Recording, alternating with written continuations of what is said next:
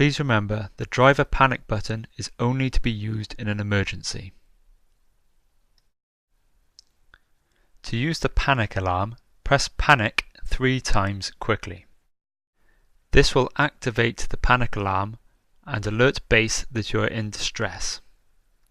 A message will come up on all dispatchers' screens identifying who you are and where you are, and you will be treated as a priority.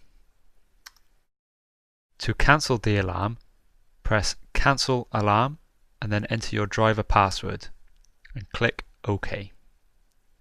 This will alert base that you no longer need assistance.